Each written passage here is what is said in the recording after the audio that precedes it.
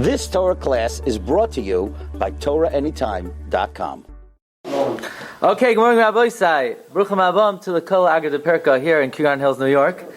We're going to be learning now about some of the central episodes in Parshas Lecha, the beginning of Vayera, the end of Vayera, central episodes in the Torah, and we're going to be discussing a very fundamental question, and we're going to be analyzing it from four different perspectives.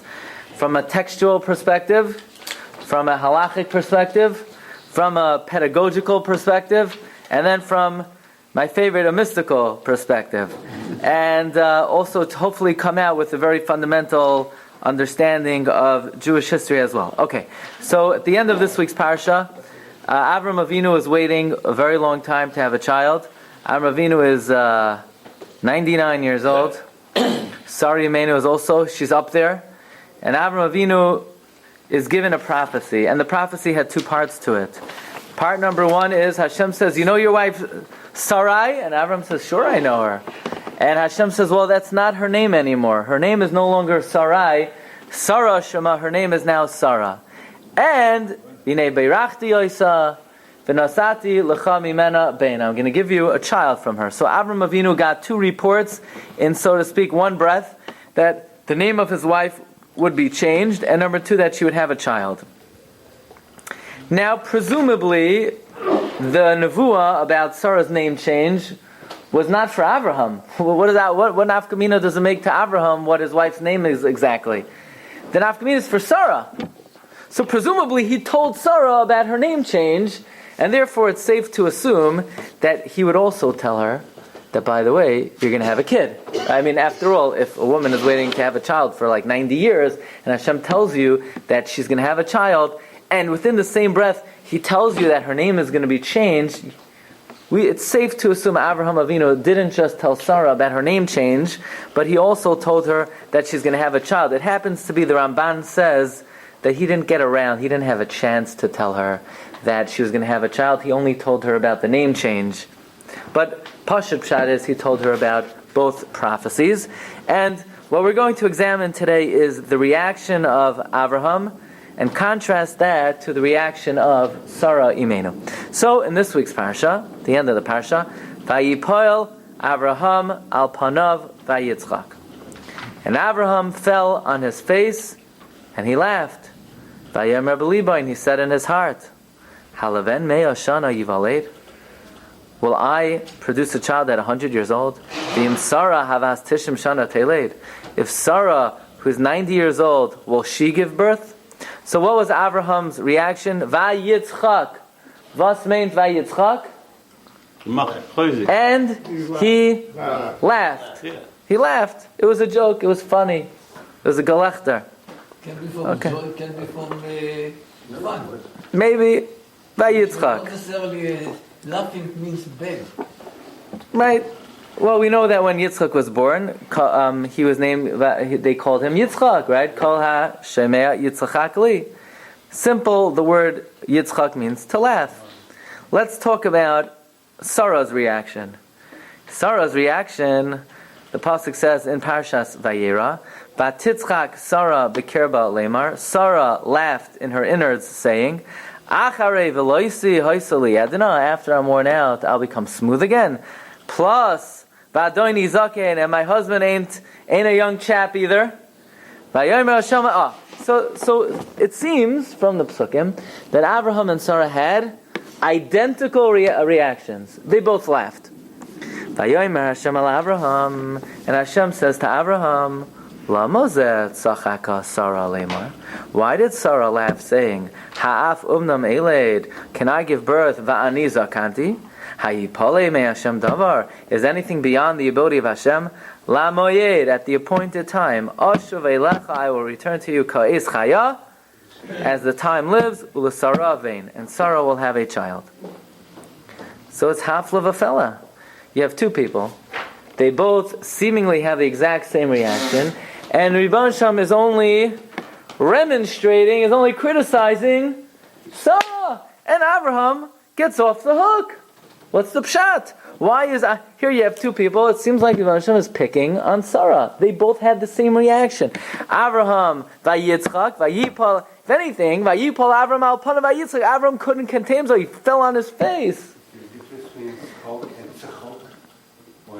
Doesn't sound like it. Vayitzchak.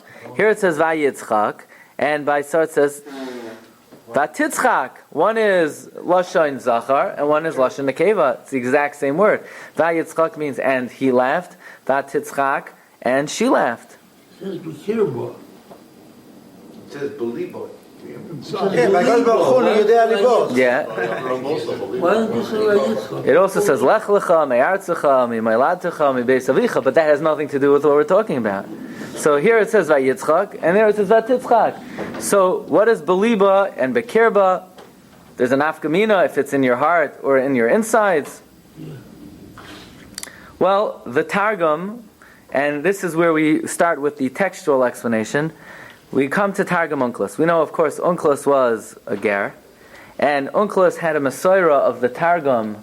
By the way, Onkelos did not invent Targum. Onkelos had a tradition from Tanoim, Rabbi Lezer and Rabbi Yeshua, that dated back to Har Sinai. In fact, when it comes to Maver Sedra, the Maila of Onkelos over even Rashi or other Perushim is that Onkelos was Nimsar Misinai. Okay, so Onkelos translates the words slightly differently. On the pasuk, Vayipal Avraham al Panav Vayitzchak, Unifal Avraham al Apohi Vachadi. What does Vachadi mean? Epi. And he rejoiced, like Gila, Rina, Diitza. Very good, Vachadi. And he rejoiced. But when it comes to Sarah, in pasuk Yud Beis, V'chaycha Sarah bim Oha. And Sarah laughed. So that would be a clear answer to our question. Why is Rebbe Shem criticizing Sarah, not Abraham? Because Abraham did not laugh incredulously. Abraham was overjoyed. Abraham smiled. Abraham was besimcha. Vachadi. Sarah, on the other hand, laughed. Says Rashi, look at number 5. Vayipoel Abraham al Panav Vayitzchak. Zeh tirgem Onkelos lashon simcha vachadi. This one, Onkelos translates as happiness, vachadi. V'shel Sarah lashon machoich. Lamadata. We learn from here. She'Avraham hemin. Avraham believed. V'samach. And he rejoiced. V'Sarah lo yamina. Sarah did not believe. V'liglaga. And she mocked. In other words, Rashi is making note of the difference in the Targum between Abraham and Sarah. Lamadata she'Avraham hemin. V'samach. V'Sarah lo yamina v'liglaga. V'zehu shehikbid HaKadosh Baruch Hu al Sarah v'lo hikbid al Abraham. And that is why the Ribbon Shalom was makbid with Sarah and was not makbid with Abraham, because Abraham rejoiced. Abraham believed he was besimcha. Sarah, on the other hand, mocked it.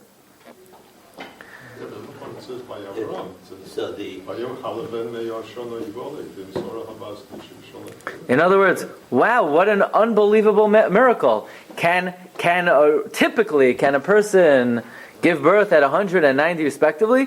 The answer is typically no, and that's why his reaction was simcha.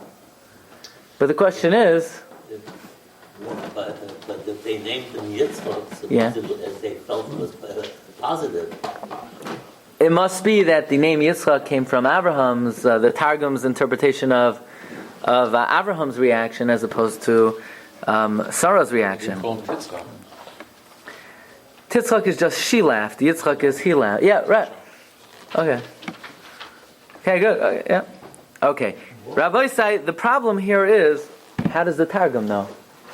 Who told the Targum that the word Vayitzchak by Abraham means he rejoiced, and the word Vatitzchak by Sarah means she laughed? How does the Targum know? Well, you say, the Targum knows from the fact that Hashem was makbid with Sarah and not makbid with Abraham. But still, where in the context of the Psukim do we see or do we infer that Vayitzchak by Abraham means he rejoiced, and Vatitzchak by Sarah means she was happy? By the way, similar to the question of, when the Isha Hashunamis comes to Elisha, the pasuk says that she saw he was an Isha like him. So the Gemara asks, how did she know he was an Isha like him? Because there were no flies. Keshkach, that's how she knew. But how'd the flies know? Right? How'd the flies know that he was an Isha like him? So how did Targum know? So the answer is, you have to know one of the most important Rashis in Chumash. Rashi, In Bereshis, Paragimel, Pasuk Ches, Rashi says the following 7 words. Va'ani lo'ibasi ela lepshutoi shel mikra. My job is not to tell you midrashim and fantastic pshatim. My job is to tell you pshutoi shel mikra, not pshutoi shel tevois.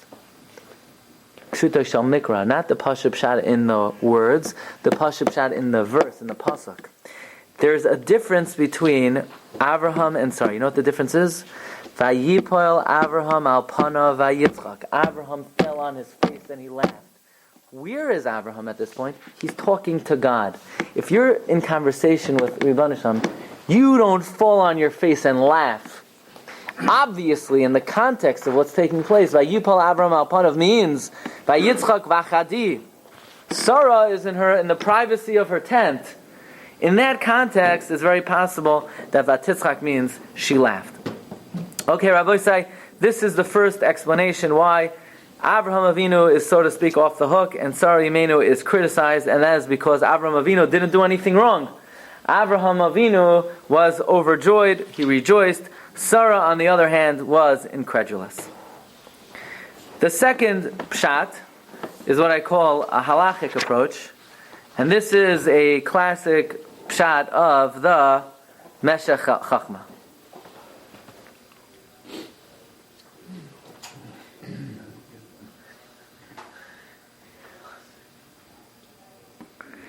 The Meshech Chachma is godless. Meshech Chachma lived from 1843 to 1926, Rav Meir Simcha of Dvinsk.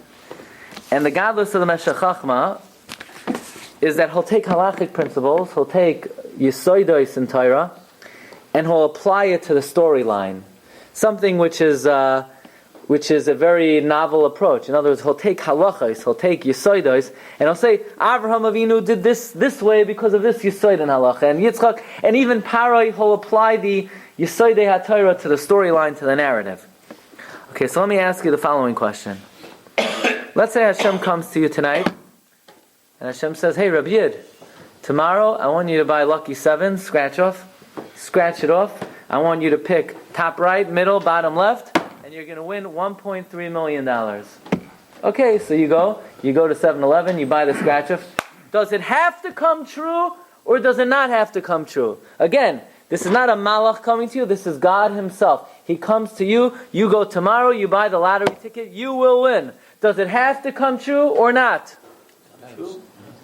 No. Again, God, not a malach, not a rebbe. Rebbeinu Shalom.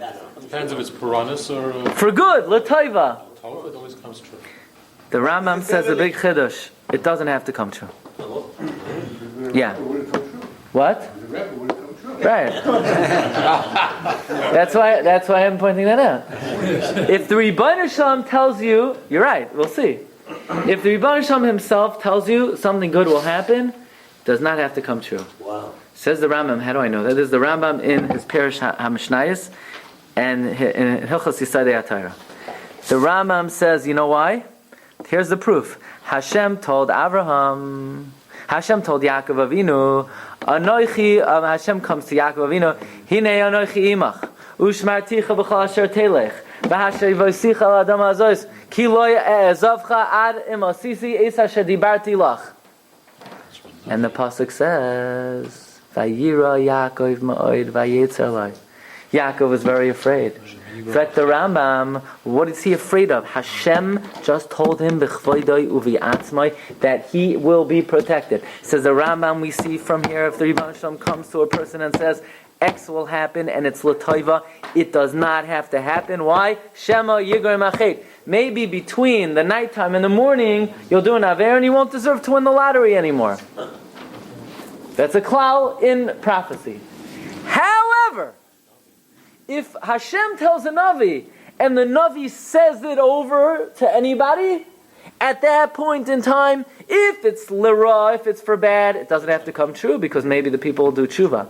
But if it's l'toiva, it has to come true. Why does it have to come true? Because that's the way the Rebbeinu Shalom gave to determine and decipher whether a Navi is a Navi Emes or a Navi Sheker. The Navi comes, he reports that the Rebbeinu Shalom says something good will happen. Once the Navi relates that something good will happen, it has to happen. It's a very dramatic point. That's the klal of the Rambam. Memela, Hashem comes to Avraham Avinu, and Hashem tells Avraham, "Hey, Abraham, you're going to have a child." So Avraham says, "I'm going to have a child." You know what a high level I'll have to be on for the Rebbeinu Shalom to change nature, to make me father a child at age 100? There's no way I would ever deserve to have a child at age 100. You know what Avraham said?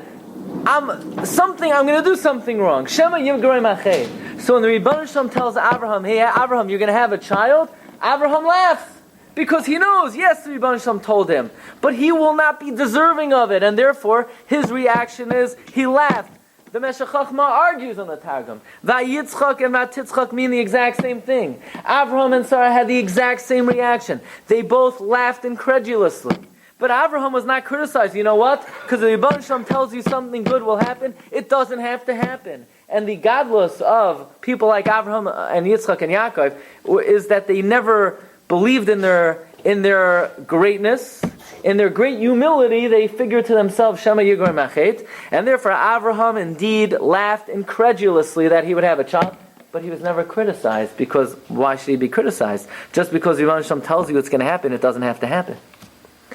But says the Meshech Chochmah, Sarah Imenu was told by Avraham that she would have a child. Avraham is a Navi. Once she heard from a Navi that she's going to have a child, it has to happen! So how could she laugh? And therefore Sarah is criticized and Avraham Avinu is not criticized. Mamish Hafla of a fella, an amazing pshat. That the difference between Avraham and Sarah is a halachic difference. Avraham laughed because he only heard it from Rebbeinu Shalom. It might not come true. Sarah Imenu was not allowed to laugh because she heard it from a higher source, the Navi. Hearing, because he's telling her what he heard from the Rebbeinu Shalom. That's the word. So he's telling. In other words, when Avraham Avinu heard it from God, he heard it. Right, he heard it, and now. Now, if I were Avraham, I would quickly say it over to somebody to make sure it happened, which is probably what he did. But in the interim, and maybe he did run to tell Sarah but he didn't trust his own godless that he would definitely be deserving of this haftacha of the Rebbeinu Shalom. So he's criticized. He's not criticized because he was entitled to laugh, at least before he told Sarah. But she's criticized because she heard it from the Navi. Once you hear something from the Navi, it has to come true. But it was the Melucha which brought the idea. It's not Rabbi Shalom. So very good. So Lamaisa, the Ramban learns that Sarah never heard it from Avraham, and Avraham Avinu never had a chance to tell Sarah. Actually, let's see, I think I have it on the other version. The Ramban in the other version. The Ramban in the other version asks, how could Sarah laugh? How could she not believe in the prophecy of the Navi? Why didn't she believe the Malachi Asharis? And the Ramban says an amazing thing. These Malachim appeared like Arabs, and Sarah Imenu did not think they were Malachim. What about Avraham?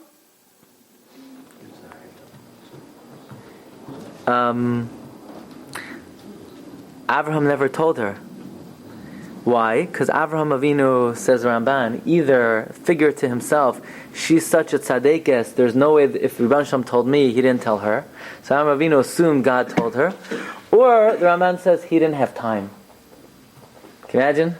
He didn't have a chance. How did she laugh? What? If she didn't hear it, how could She laughed when the Malachim said it over, but she thought the Malachim were men, so she figured it was a joke. So this is the pshat of the Meshech Chochmah. What I want to bring to your attention is that this Yisoid of the Meshech Chochmah, the Yisoid that if Hashem tells a Navi something that it doesn't have to happen, but once the Navi says it over to others, it has to happen. This is a Yisoid that the Meshech Chochmah strings through Chamishei Chumshei Torah in a number of examples. So for example, look at number 7. The Meshech Chochmah, it's mamish nisim galuyim that phones could go off even if they're turned off before the shir. It's amazing how that can happen. Wow. To be in a very high madrega to have a phone go off even though it's off before the shir. Okay, so Meshech Chochmah, what? It's gone calm. Yeah, so Meshech Chochmah says that, look at number 7. Meshech Chochmah says, "B'ama ida ki roshena." When Hashem told Avram Avinu that he's going to have children, he's going to have Eretz Yisrael, what did Avram Avinu say? "B'ama ida," how will I know that I'll inherit the land?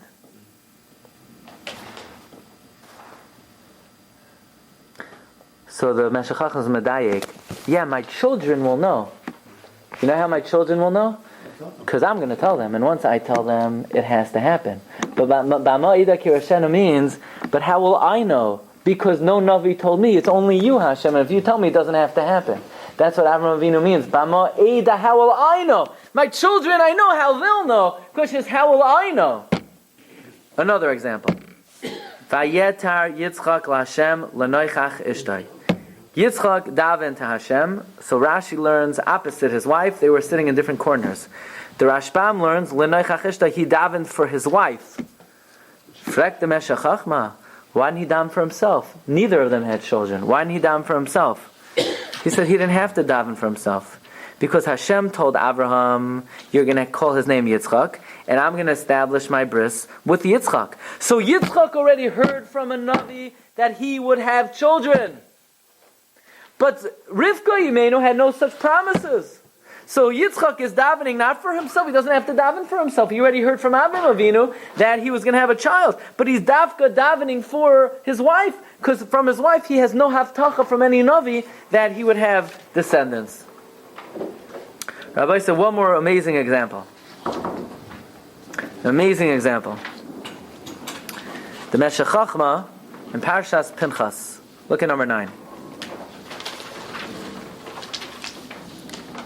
Hashem comes to Moshe Rabbeinu and he says, Pinchas, he's a really swell guy.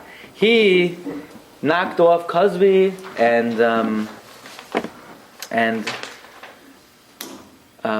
who's the other one? Zimri, thank you. Reb Shlomo, courtesy Reb Shlomo. Zimri and Cosby, and I like that kind of thing. I like Hanaas. So I want to award him that what? He's going to get kahuna, right?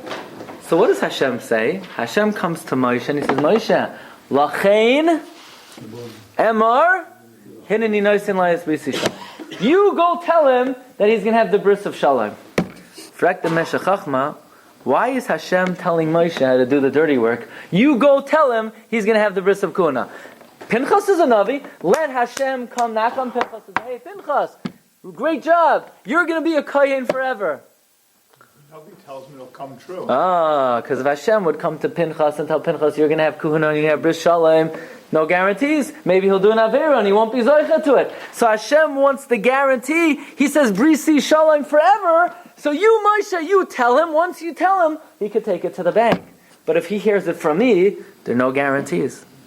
So this is a amazing explanation of the Meshech Chochmah, a halachic explanation, what the nafkamina, what the difference between Avraham and Sarah was. Avraham heard it from the Rebbeinu Shalom, and therefore it might not come true. Sarah heard it from the Navi, and therefore it has to come true.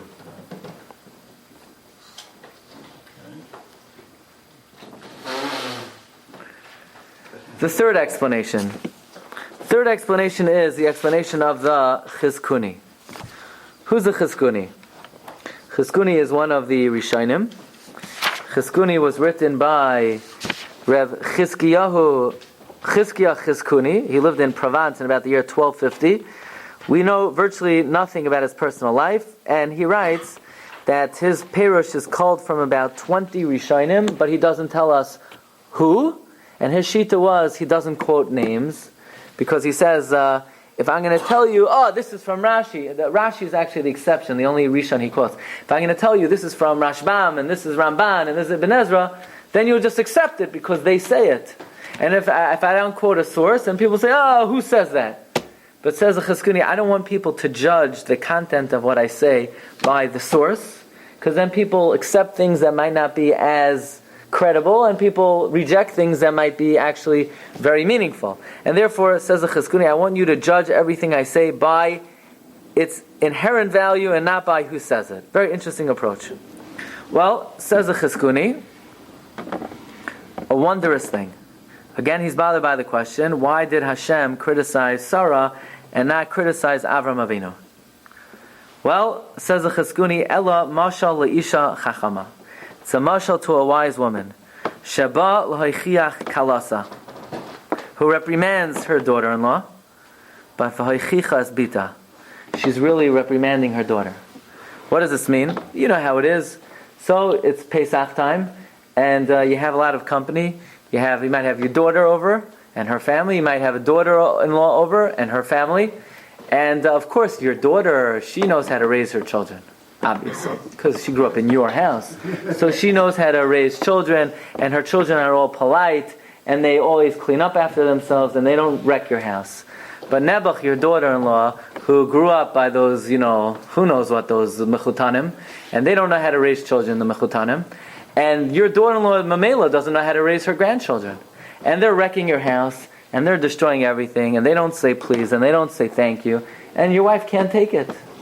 She knew she never should have, right? So, she doesn't know what to do. So what's she going to do? So she starts yelling at her daughter, "Yeah, you don't know how to raise your children, your kids are not polite, you don't show them any respect." But she's not really talking to her daughter. She's really talking to her daughter-in-law. But the daughter-in-law is not insulted because but she makes sure to say it loud enough in the earshot of the daughter-in-law, so the daughter-in-law should also hear and say, "Uh-oh, if the mother's screaming at her daughter and her daughter is Mrs. and Mrs. Perfect, Kal v'chomer, imagine what she might say to me," and she takes the lesson to heart without being embarrassed. By the way, in Yiddish, there's an expression, Der redt zu der Tochter, aber die meint the Schneer, right? They mean the daughter-in-law. You speak to your daughter, but you mean the daughter-in-law. Says the Chizkuni, there is no question, Abraham and Sarah committed the exact same infraction. But for Hashem to come to Abraham and say, "Abraham, this is not how a tzaddik behaves. You don't laugh when I tell you good news," it would be too embarrassing for Abraham. So Hashem comes to Abraham and says, "Why Sarah laugh?" And Abraham thinks to himself, "Uh-oh, I also laughed. I also better do tshuva." But this way, at least Abraham is able to save face. And Rabbi said this is always a good practice. If you need to give somebody musar, think of a way to sort of address it to somebody else without them realizing you're saying it to them. But they'll figure out that maybe this is something that they need, that applies to them as well. Right? Exactly. What? Say it to your Rabbi, tell me. Yeah, right. Exactly. So you have to know, Rabbi say, what's the correct way to give musar, and this is what we learned from the Rebbe. The Rebbe didn't want to be Moichiach Abraham directly, and he did it, so to speak, in a roundabout way. So this, of course, is the third Perush, the third explanation for why the Rebbe criticized Sarah and not Abraham, and the answer is he didn't, but he couched it in a very clever way in order to protect the dignity of Abraham Avinu. Rabbi said the fourth explanation is a little bit mystical. So you meant Avraham. He meant Abraham also, but he said it in a way not to embarrass Abraham. He said, "Why did Sarah laugh?" And Abraham thinks to himself, "Uh-oh, I also laughed. I better do tshuva also." Okay. Tell me why is that more reliable than Rabban Shlomo? It's not that it's more reliable, it's just that Hashem had to set up the system in a way that when a Navi says something, it has to come true. Because that's the way. There must be a reason for it. The reason is because Rebbe wants us to be able to test if a Navi is a Navi Emes or a Navi Sheker. Now, if the words of a Navi never have to come true, then we have no way to test the Navi or not. But this way, if when a Navi says something good is going to happen, it has to happen. This way, if a Navi ever says something and it doesn't happen, we could actually, the Pasuk says in Re'eh, we kill the Navi. So that's the way to determine whether it is a Navi Emes or Navi Sheker. Moreover, Rabbi say the fourth explanation is a very mystical explanation, but I want to tell you it's not from a Rosh Hashiva, it's not from a Rav, it's not from a Rebbe, it's not even from a man. This is going to be the first Var Torah that we say over here from a Rebbetzin. So which Rebbetzin? This is from Rebbetzin Aryeh Levine. And Rebbetzin, Rabbi Aryeh Levine was, the tzaddik in our time. He would say this over in the name of his Rebbetzin, Aleh HaShalom, who's the mother-in-law of Rebbe Yoshev, the mother of Rebbetzin Kanievsky. Really a wondrous explanation. Now some of it is Torah Shebechsav, and some of it is Torah Shebal Peh. In other words, some of it is in print, and the rest of it I heard on a tape once from Rabbi Isaac Bernstein, but it's really a wondrous explanation. Look in the Psukim in the Haftarah of Parshas Vayera. Look in the Psukim in the Haftarah of Parshas Vayera.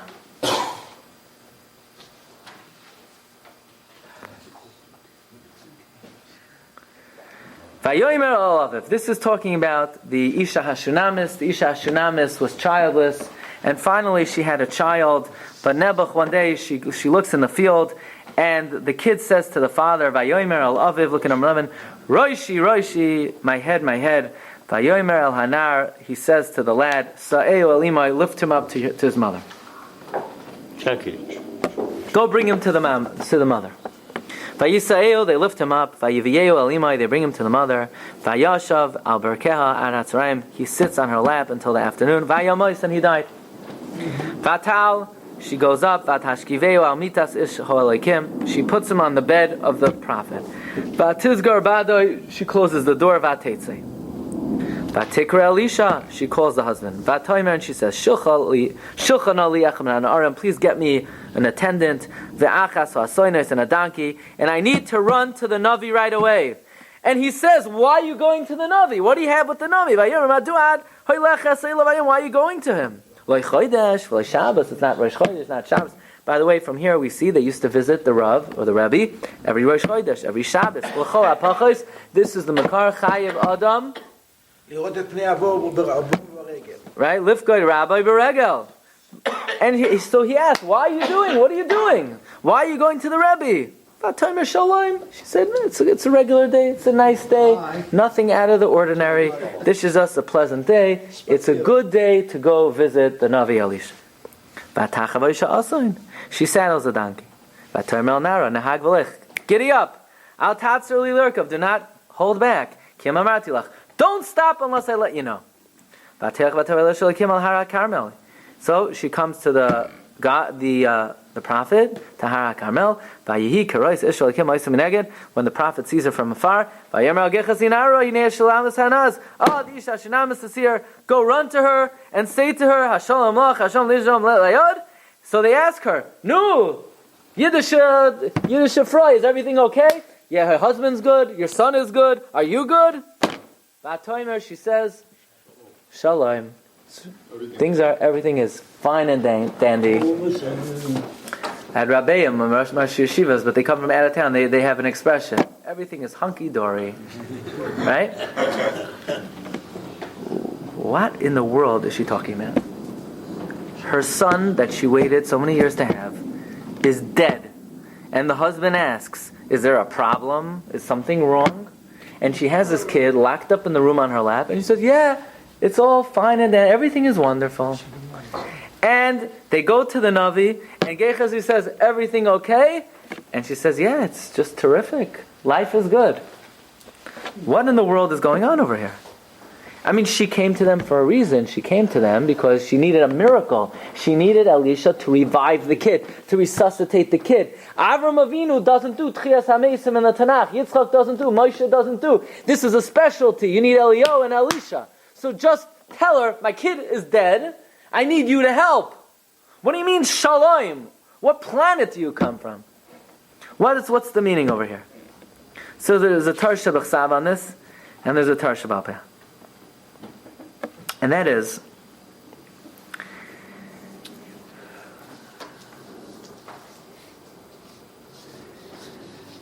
the kid died.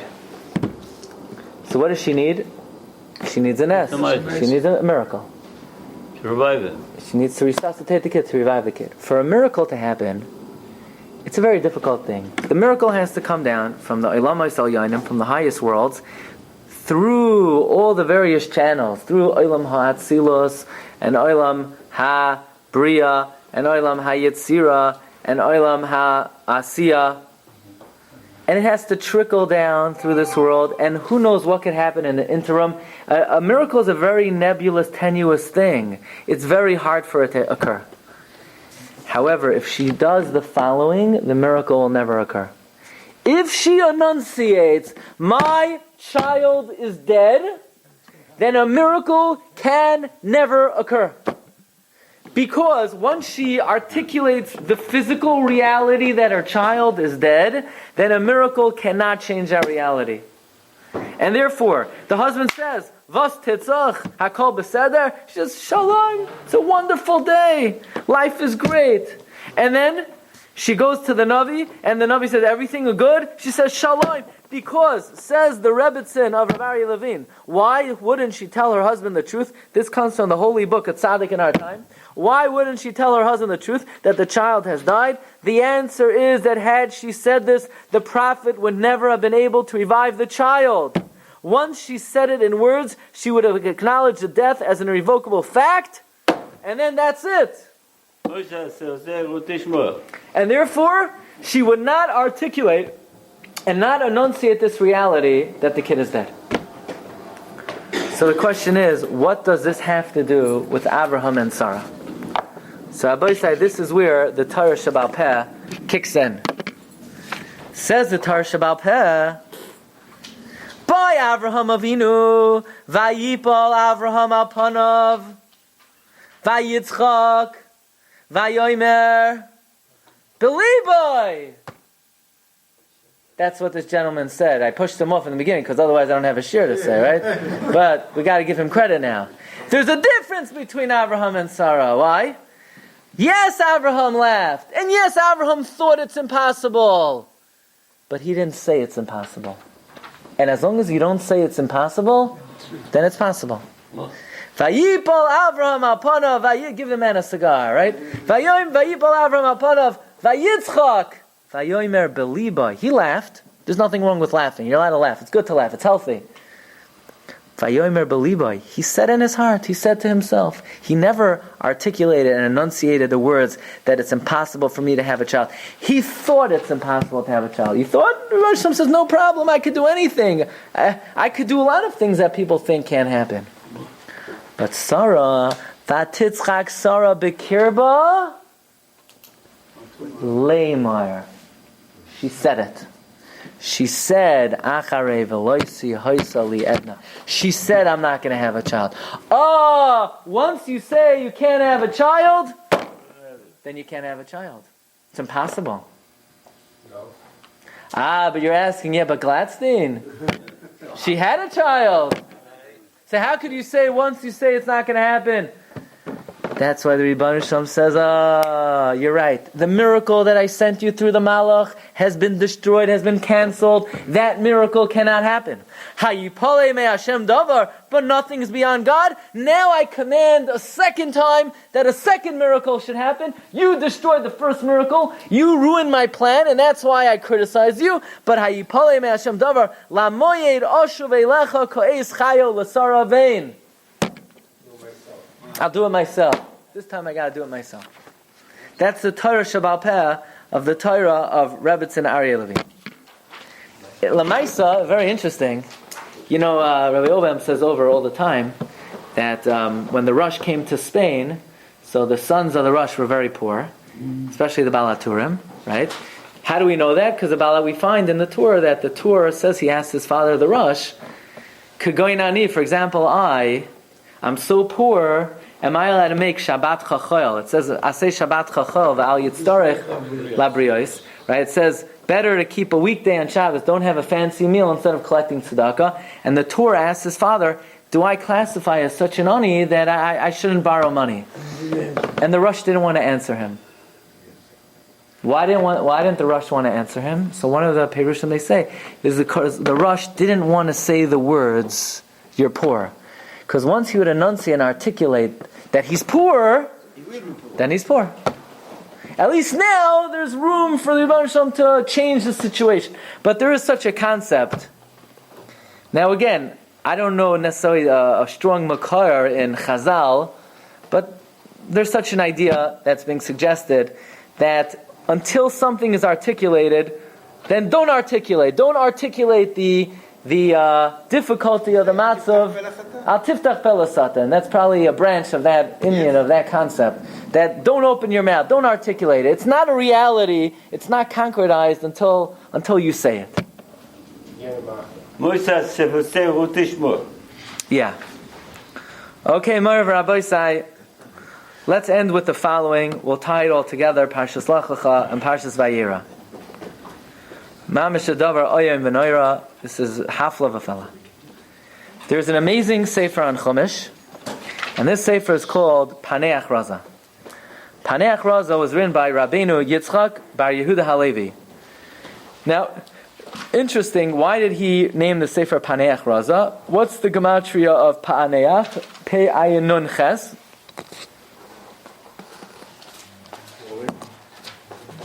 208. And his name was Rabbeinu Yitzchak. The gematria of Yitzchak is 208. So he writes, the reason why I named it Paneach Raza is because the gematria of Paneach, by the way, what's the gematria of Raza? Also 208 is the same gematria as my name, Yitzchak. But the Chida writes in his entry to the Sefer Paneach Raza that Hashgacha Pratis had it, that the son-in-law of the Maharal Prague wrote a commentary on Paneach Raza, and his name was also Yitzchak. So it comes out, the Mechaber and the Magia are both Merumas, one in Paneach and one in Raza, they're both 208. He asks the question of the century. The end of Parshas Vayera, after the Akedah, Sarah Imenu was being told about the Akedah, and what was Sarah Imenu's reaction? She died. Parcha Nishmasa. Her soul departed. And the Paneach Raza asks, that is basically the most terrible way for a person to leave this world. Think about how Sarah Imenu died. She died being duped and being fooled that her son was killed by her husband. And it didn't even happen! Can you imagine? Says Paneach Raza, never in history did anyone die a more gruesome death, thinking that their husband slaughtered their child, and what makes the matter worse is, it didn't even happen. She was duped to believe a fabrication about her husband, about her son, and it was sheker v'chazav. Sarah Imenu, the greatest tzaddikus, died swallowing the most bitter pill in history. Why did she die that way? And the Paneach Raza says a davar nifla, that the reason why she died and with such excruciating indignity is she was punished mida keneged mida. How's that? Because who told her that Abraham was shechting Yitzchak? A malach. Says Paneach Raza, when the malach came and told her she was going to have a child, she didn't believe the truth. So mida keneged mida, when the malach comes and tells her sheker, she swallows the bitter pill of believing sheker. You know why Sarah Imenu died believing that Avraham Avinu killed Yitzchak? Says the Paneach Raza, it's mida keneged mida. Because vatechachesh Sarah bekirba, because she laughed, therefore she has to suffer the bitter pill to believe falsehood. Okay, very powerful vart. Comes the Chsam Sofer and Parshas Chayi Sarah.